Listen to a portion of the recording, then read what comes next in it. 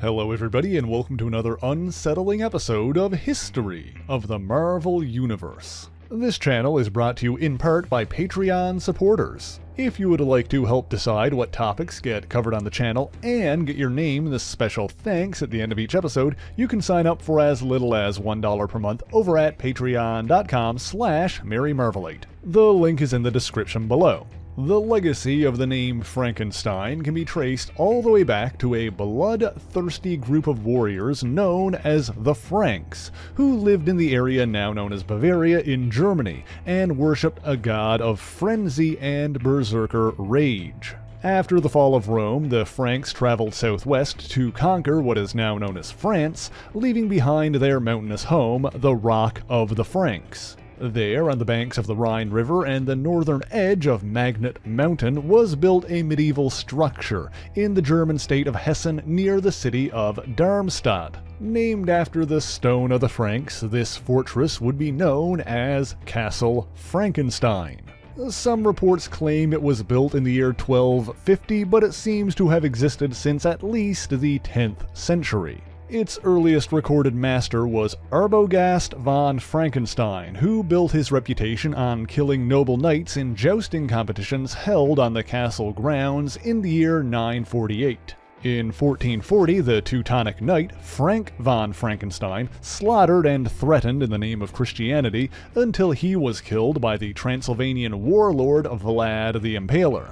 Vlad, of course, would go on to become the vampire lord known simply as Dracula. Over the following century, many more Frankensteins would suffer violent deaths, and by the early 1500s, rumors were spreading about the castle's curse. In 1531, when a dragon called the Scheuchlicher Lindwurm arose from a mountain brook, Hans von Frankenstein planned to appease it by sacrificing the most beautiful maiden in the valley. Unknown to Hans, this woman, Anne-Marie, was loved by his own brother, Georg, who slew the dragon in vengeance after returning from war. With its dying breath, the beast struck down Georg with a poison sting, and the warrior would posthumously be given the legendary title of Saint George. When a second dragon appeared years later, possibly the mate of the first, Hans von Frankenstein intended on repeating his plan by offering a blonde maiden named Catherine. This time the sacrifice was halted by the Puritan adventurer Solomon Kane.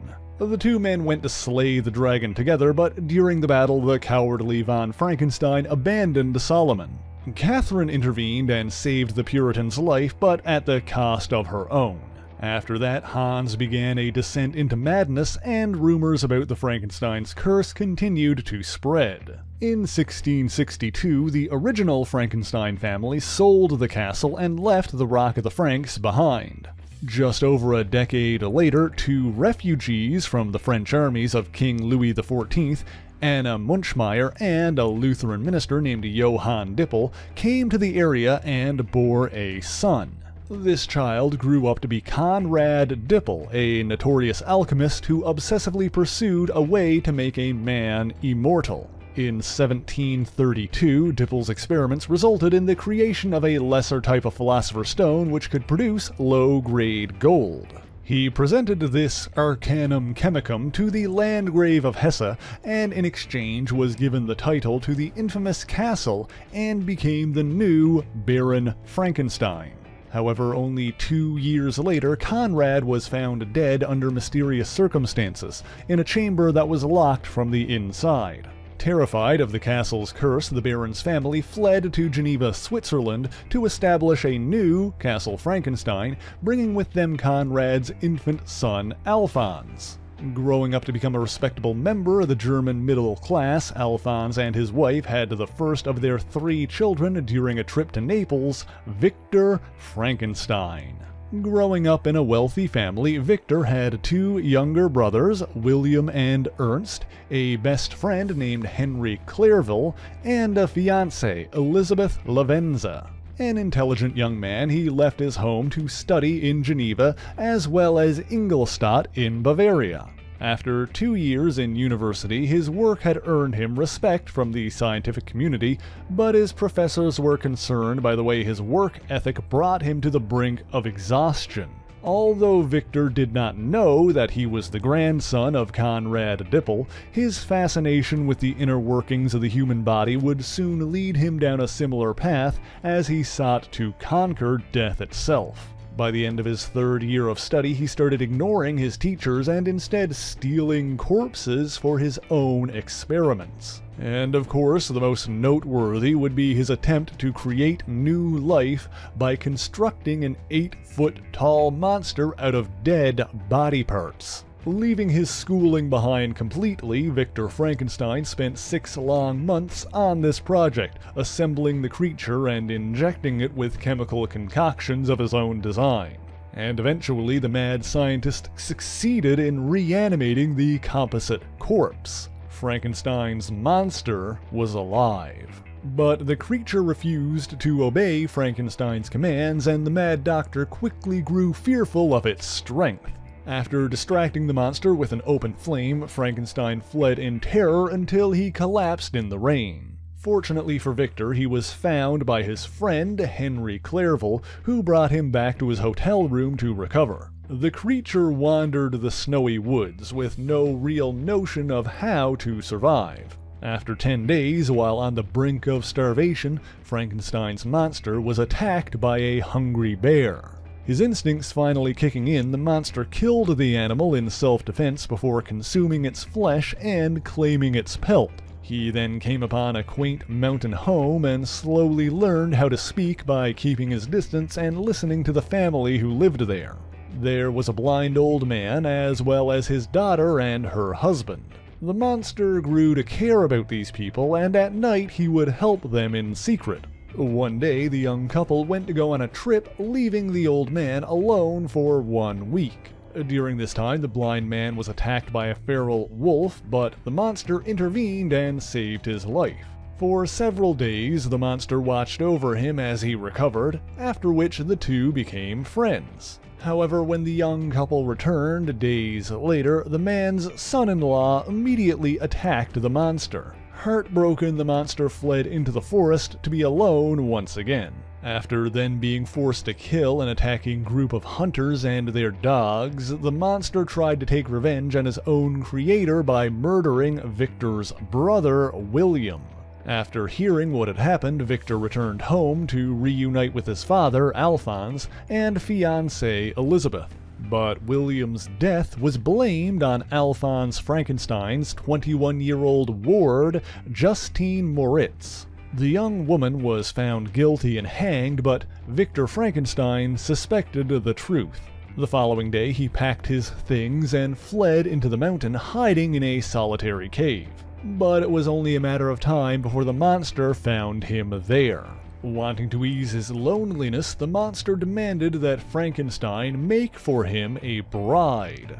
With little choice, Victor began gathering the corpses of women, and after 6 weeks, a second monster was brought to life. However, he ultimately refused to unleash another creation, and Frankenstein killed the monster's bride just as she awakened. Victor was able to flee, but his best friend, Henry Clerval, would be the monster's next victim when he came to visit the lab.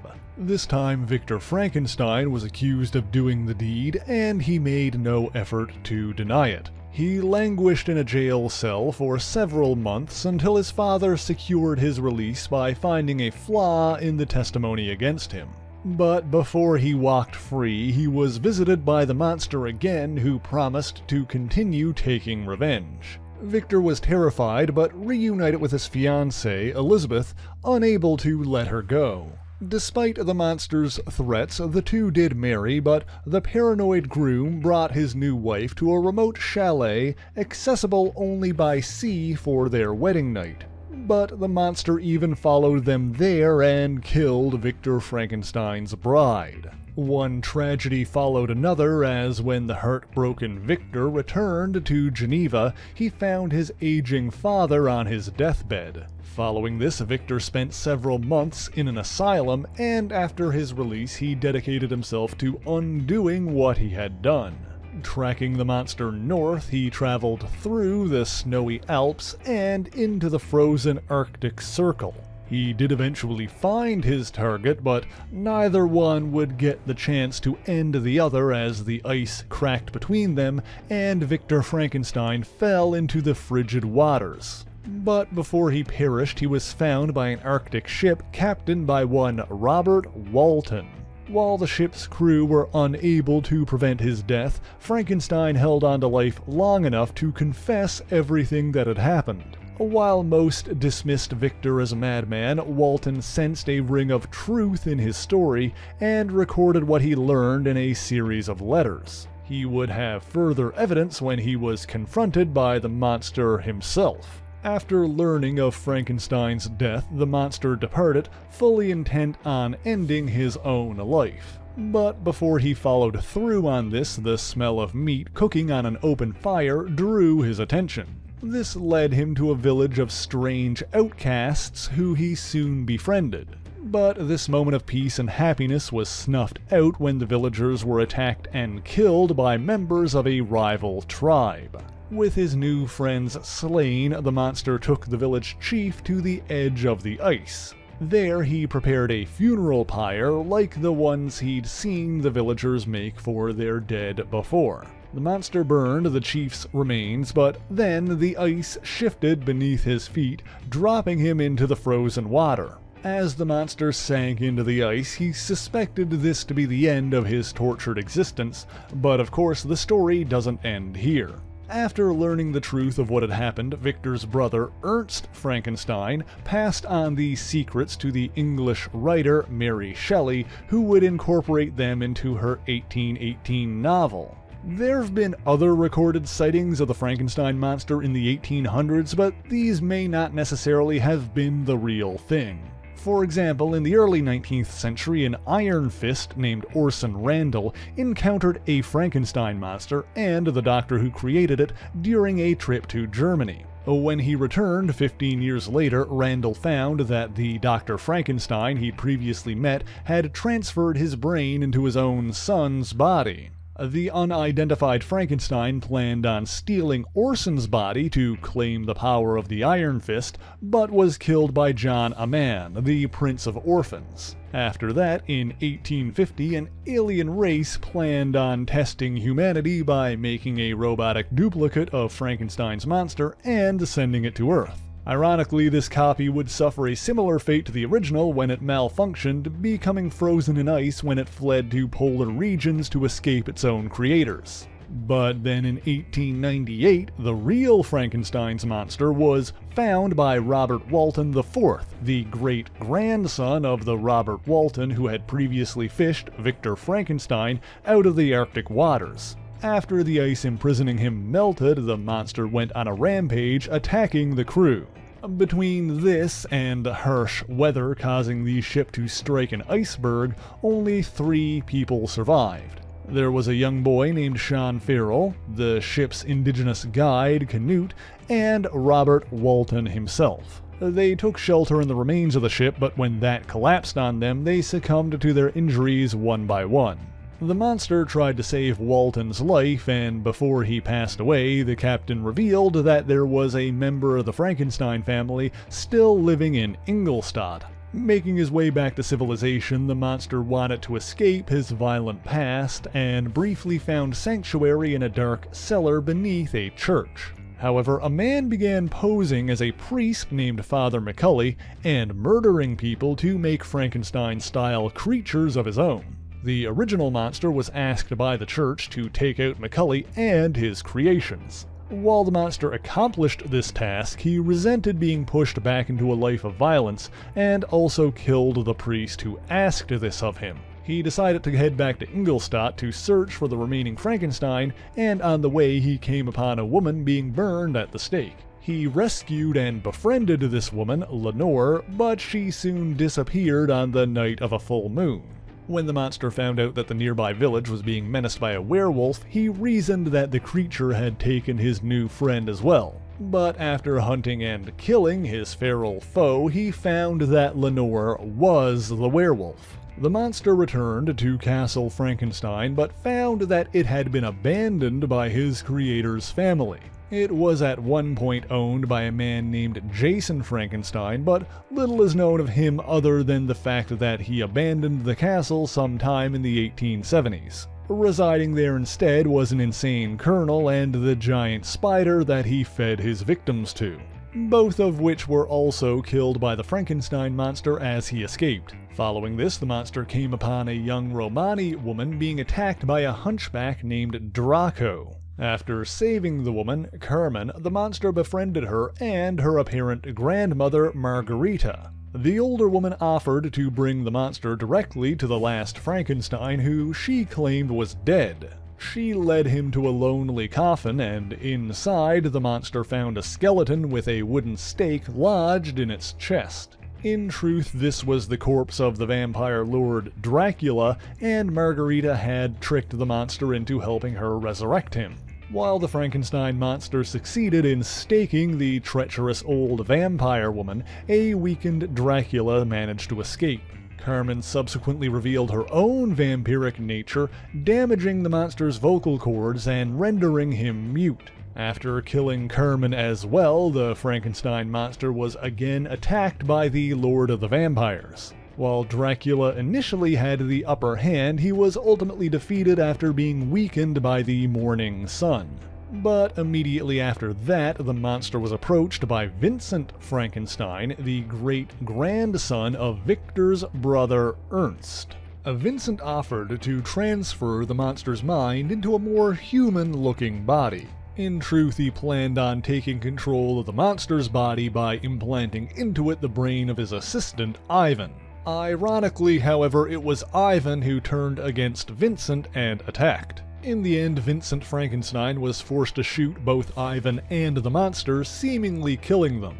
At the same time, Vincent's wife Lenore, unrelated to the werewolf, was terribly ill and going into labor. When Lenore died in childbirth, her midwife Betty blamed her fate on Frankenstein's neglect and vengefully murdered him.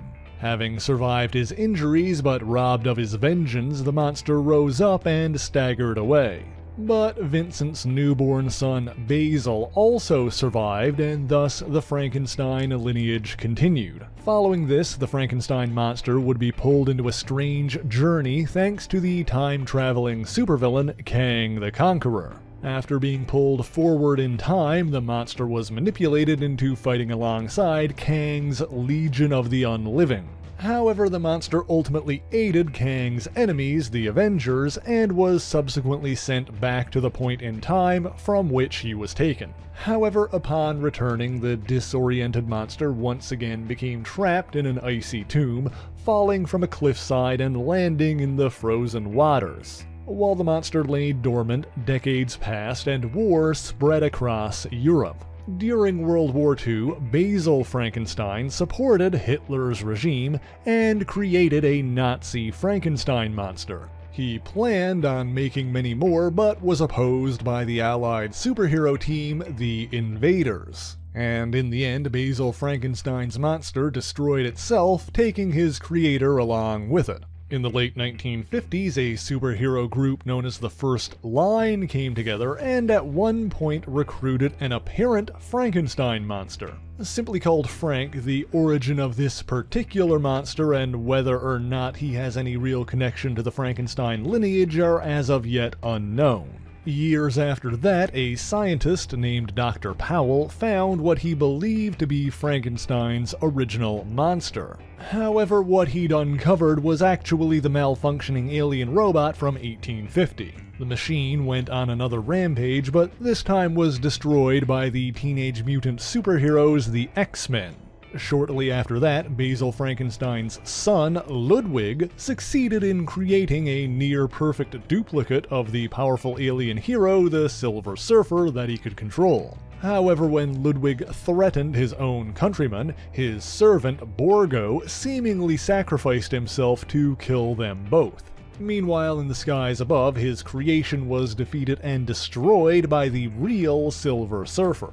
Shortly after that, the original Frankenstein monster was found yet again by the crew of an oil tanker. It was intended to be surrendered to the authorities, but one of the crew stole the monster to display it in his brother's traveling carnival. This caught the attention of Derek McDowell, a neurosurgeon who'd learned the truth of Frankenstein's monster by studying the original Captain Robert Walton's letters. And Derek became obsessed with obtaining the monster for himself. He grew so irritable when the carnival refused to sell that he became physically abusive towards the woman he was dating. She, however, did not believe that the monster was real and snuck into the carnival one night intent on destroying it. But her plan backfired and the young woman was engulfed by the very blaze that she'd started. While the monster awakened, it was then seemingly killed by the authorities and its remains were taken to the morgue. But by bribing the police, Derek was finally able to obtain the monster's body for himself. Reviving the monster and using an electronic device to control it, Derek tried to use him to obtain a new body for his dying friend, Dr. Owen Wallach. When that failed, Derek instead transplanted Owen's brain into the monster's seemingly immortal body. While the transfer was successful, Owen was so disgusted by his new form that he killed Derek upon awakening. Fortunately for him, this was an age of super science, and Owen Wallach had already secretly invented a molecular transposer which would allow him to perform brain surgery on himself. Capturing an innocent trapeze artist named James Talbot, Owen planned on swapping minds once again. But by sheer chance, a rat was caught in the transfer, sparing Talbot and condemning Wallach to the form of a rodent. At least until the simple-minded monster crushed its own former body beneath a powerful fist. Following this, Derek McDowell was resurrected by a voodoo practitioner named James Sinoda, otherwise known as the Master. Alive but disfigured, Derek used Owen's machine to trade bodies with the still healthy James Talbot. Thinking that Owen's brain was still in the monster's body, Derek then used the machine to restore the monster's original mind, intending on keeping Owen alive and aware as a disembodied brain. Restored, but disoriented, the Frankenstein monster attacked, and thus Derek McDowell was killed for the second time. After that, the Master manipulated James Talbot, still in Derek's body, into leading the monster to him. After letting Derek's body die again with Talbot in it, the Master unsuccessfully tried to get the monster to join his freakish army. But his own creatures turned on him when they saw that he was actually wearing a mask to appear monstrous and wasn't actually like them. As the dungeon collapsed, the Frankenstein monster escaped with a young woman, Julia Winter, who the Master had captured after she rejected him. Of course, upon awakening, Julia fled from the monster as well. The Frankenstein monster continued to have various adventures after that, at one point helping oppose a presidential assassination attempt. He wandered into a costume party and killed a man who murdered his own wife, and at some point he ironically befriended the immortal monster hunter Ulysses Bloodstone. The monster's desire for a more normal-looking body eventually brought him to LA, where he met with Danton Vila, the leader of a satanic cult known as the Brotherhood of Baal. However, in the necessary ritual, the Brotherhood planned on sacrificing Lissa Russell, whose brother Jack was a werewolf by night, leading to a battle between the two monsters. The Frankenstein monster initially gained the upper hand over the werewolf, but upon learning that Vila planned on bringing Satan to Earth in the monster's body, he saved the werewolf and both creatures attacked the Brotherhood. Stowing away on board a plane, the monster returned to New York, where it met and befriended a young man named Ralph Ciccone. Ralph's father, Stephen, was a geneticist who was working to create a hybrid organism with the DNA of many different animals, as part of his research into cloning. And so Ralph brought the monster home, hoping his father could clone a new body for him. However, Stephen was killed when his wife sabotaged his experiment, inadvertently creating a creature called the Jigsaw Monster, which slew them both.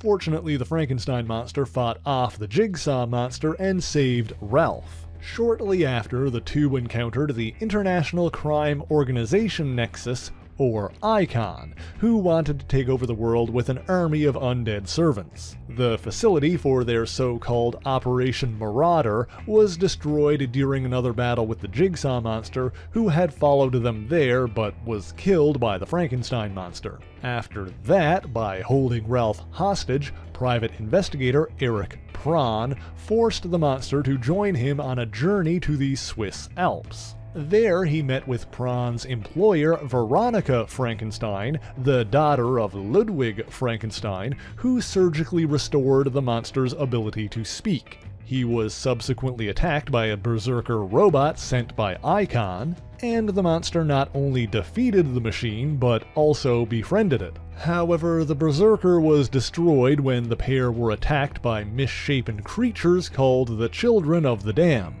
They were the results of failed experiments conducted by both Basil and Ludwig Frankenstein during their lifetimes.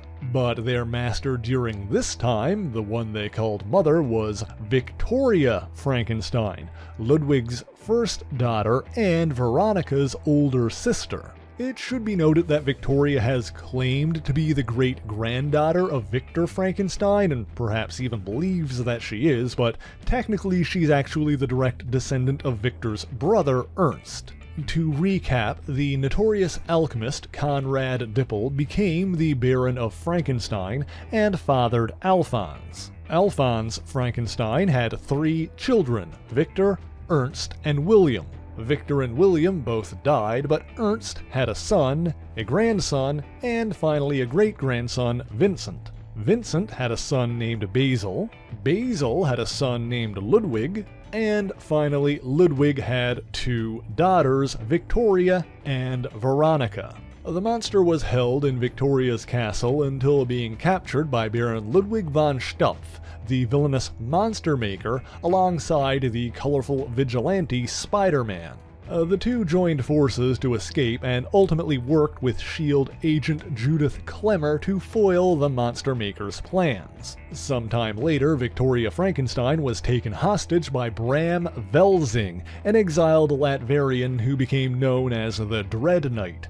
Because she had taken care of them, the Frankenstein monster and the Children of the Night found and recruited Iron Man into helping save their mistress. Now, do you remember how Ludwig Frankenstein created a Silver Surfer duplicate but was killed by his own servant Borgo? Well, it turns out that Borgo survived but was left paralyzed by the fall. He eventually returned to the castle and asked Victoria to help him use her father's machine to repair his broken body. However, this actually transformed him into another Silver Surfer duplicate. Having gone mad, the Silver Borgo went on a rampage but was defeated and depowered by Doctor Strange and died as a result. Another servant who miraculously survived was Ivan, who was thought to have been killed by Vincent Frankenstein in the 19th century. He was somehow able to keep himself alive into the modern day and allied himself with the evil geneticist Dr. Walter Kraft. He planned on engineering a series of creatures resembling the Frankenstein monster known as Frankenclones.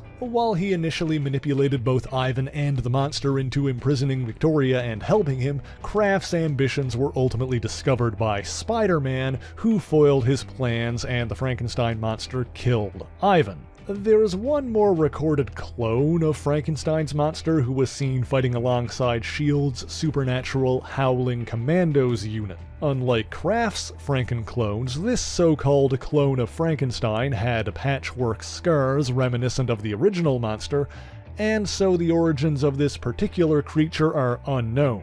Meanwhile, at some point after the death of Ulysses Bloodstone, the monster left Victoria to watch over his collection of magical artifacts under the alias Adam. When Bloodstone's daughter Elsa turned 18 and moved into her father's Boston home, Adam gave her a bloodstone choker and guided her in her early days of becoming a monster hunter. Of course, Elsa would no longer require his tutelage after joining the Next Wave squad and having her history rewritten by the Beyond Corporation.